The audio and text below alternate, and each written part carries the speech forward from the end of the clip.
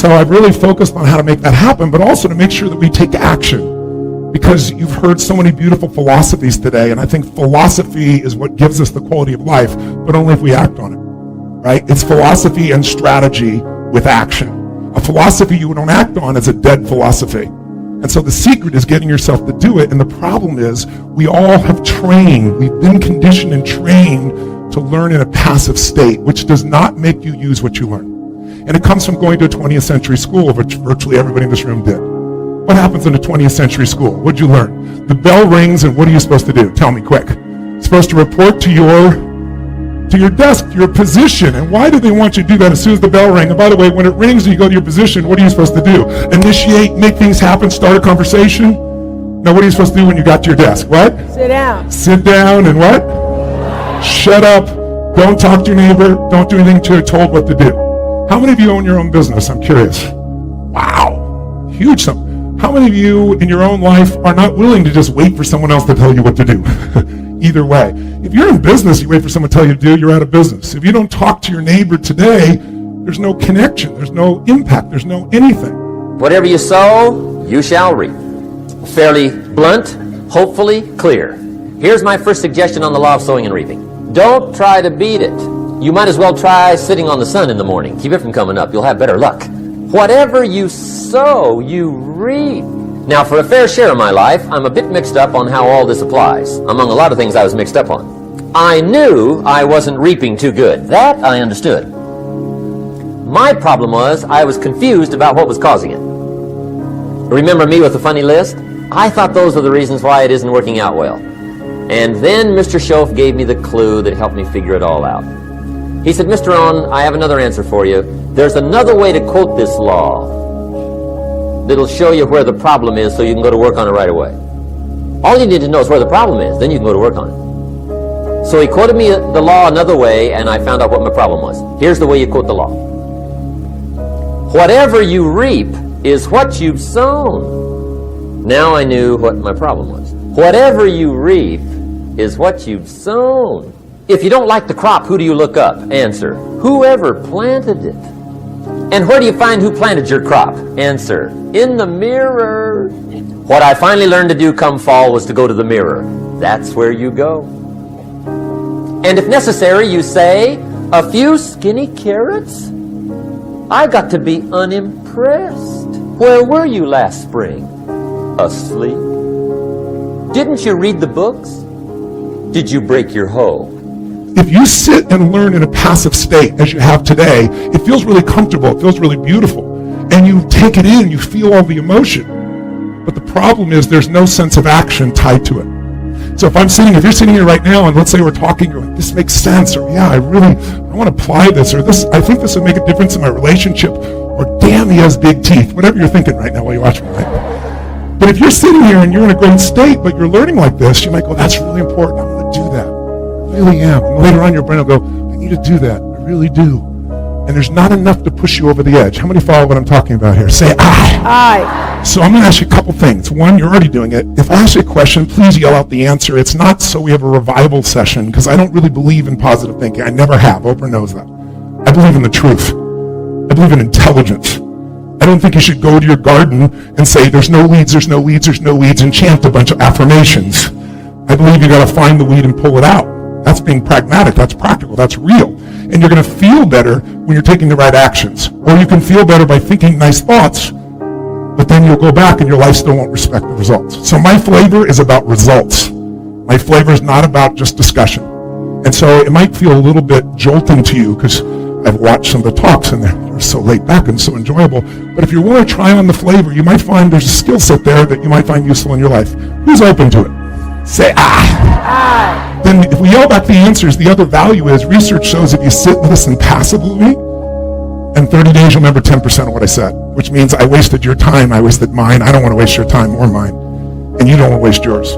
I came here with a heart saying, I don't come here to give a talk. I come here to make sure you have the chance, if you want to change your life today without any exaggeration or hyperbole in that statement. Because what changed, thank you, give a hand, let's do it. I like that. Some people never will have much. They're too cautious. Now, you can also be too reckless, but you can also be too cautious. This is called the timid approach to life. And my caution was always the risk. Risk used to drive me right up the wall. I used to say, what if this happens? It's called the language of the poor. What if this happens? And on top of that, if this was to happen, look at the fix I'd be in. I better not try. I could always ace myself out. Then I'll tell you what changed my whole life when I finally discovered it's all risky. The minute you were born, it got risky. If you think trying is risky, wait till they hand you the bill for not trying. If you think investing is risky, wait till you get the tab for not investing. See, it's all risky. Getting married is risky. Having children is risky. Going into business is risky. Investing your money is risky. It's all risky. I'll tell you how risky life is. You're not going to get out alive. That's risky. The Englishman says, well, if that's the way it's going to work out, let's give it a go. Right, that's what it's for. Give it a go. Somebody says, yeah, but I'm looking for safety and security. Fine, then huddle in a corner. We'll cover you with a sheet, bring you 3 meals a day. And we'll protect you, feed you, look after you, care for you. We won't let anything happen to you. And you'll probably live to be 100. The guy said, well, yeah, I'd live to be 100. But what a way to live. Right, what a way to live safe and secure. Don't ask for security, ask for adventure. Better to live 30 years full of adventure than 100 years safe in the corner. And see, it's not important how long you live. What's important is how you live. Because the only thing that changes our life is not more information. Knowledge is not power. It's potential power.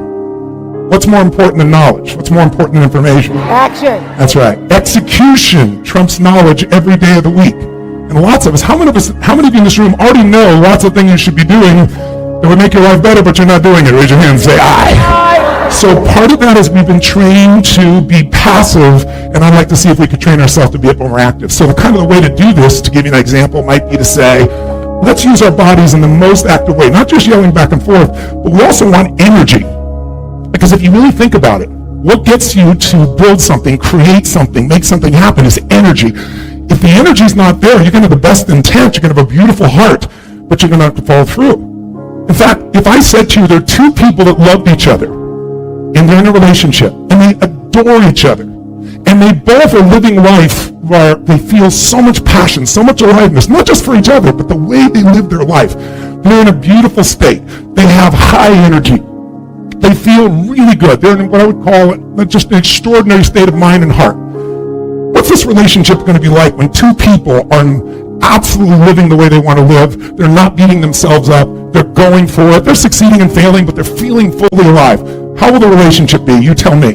Good, poor, okay, great? What will be?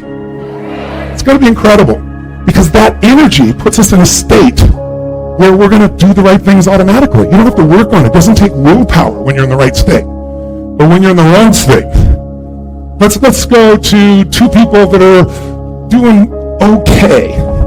Their life is not where they want it to be. They're really not enjoying their work that much. They got frustrations with the children, and they don't have frustrations with each other, but they're in that state all day long. And they both love each other, but they're okay. What's the relationship going to be like? Extraordinary?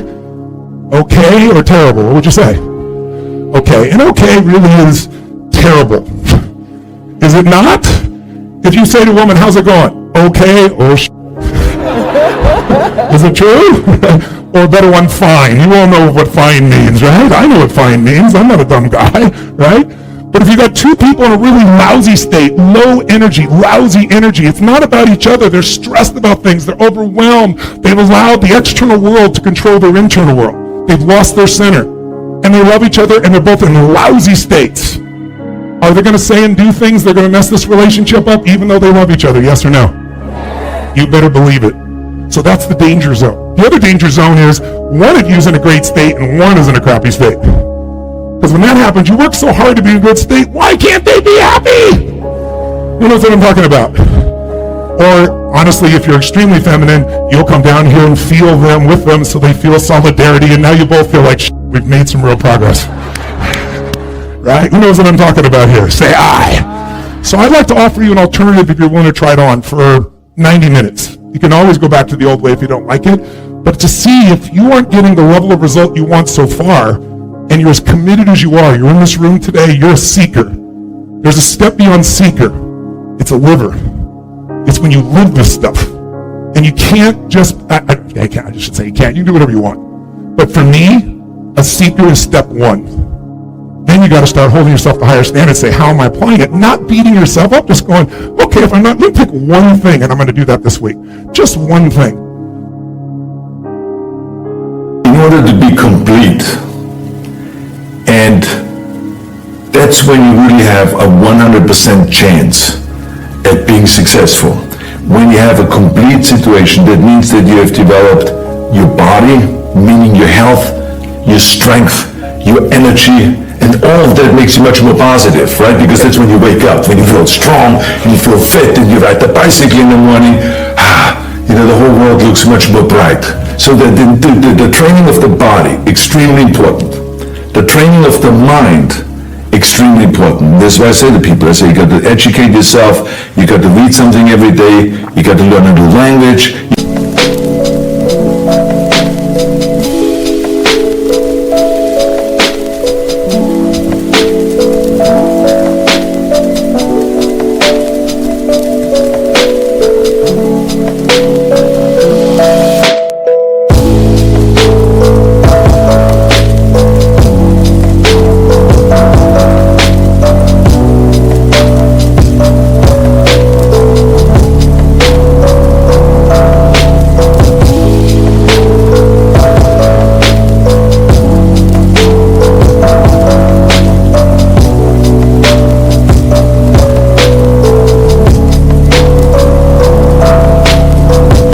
Just always improve and look at what can you do to improve your business or your life in general.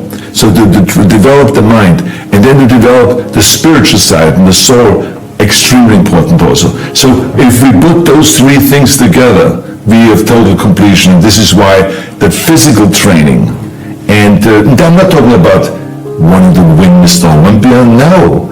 We're talking about just take some light weights and do your reps. Pump up the body and get some blood in there. Then go and run. Go and run the stairs. Go and exercise. Go to a yoga class. Do some weight training. Or when you have kids, go out and play sports. Just go football playing and go soccer playing and tennis playing and this, whatever you can. That is what creates kind of life in you and therefore more enthusiasm, and you have a much more positive outlook on life. Many times I've gone with what I thought was fact, and sometimes which I thought were pretty good hunches, and I didn't do so well. But I'm very fortunate that more than 50% of the time I did do very, very well. Yeah. And I'm finding out more recently in my life, the last couple of years, that you try not to just think with your brain, but think with your heart. Right. How do you feel about the situation? How do you feel about the people, no matter how kind they are? And I've had some really nice people, got in foreign countries and everything else, that were the nicest people in the world. Yeah. Turned out to be total rip-offs. Yeah. But I didn't know that. There were clues along the way.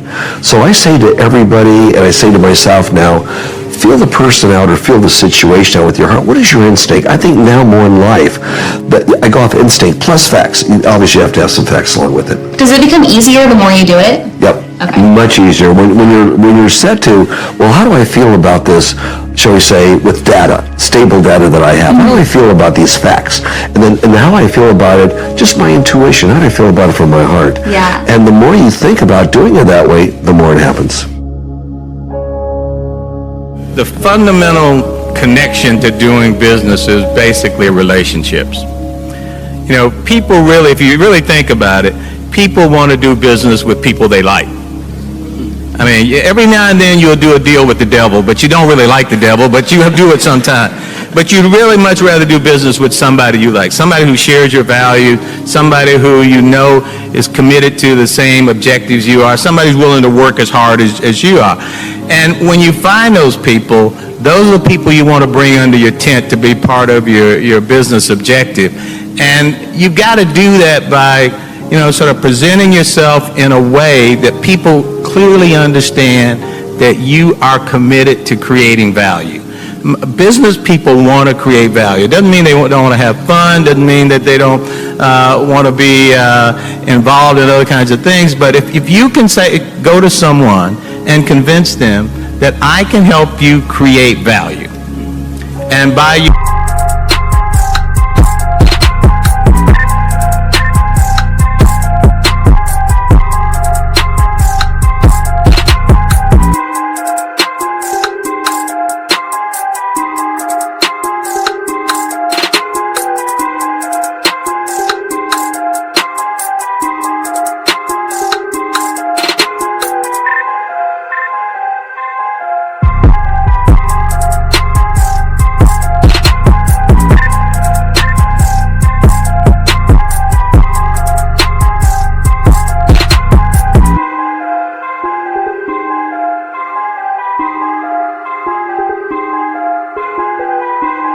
ability to articulate that and to communicate it, and to give people the impression that you will work as hard as they will to create that value, you're going to find people wanting to come to you. And so for me, it's sort of been like that throughout my whole career, is being able to say to people and talk to people in a way that convinces them that I am going to do everything I can to help make what they want to achieve a success, and by extension, I'm going to be a success. When I started BET, the guy who invested in BET is a guy named John Malone. He was at that time the operator of the third largest cable company in Denver, Colorado.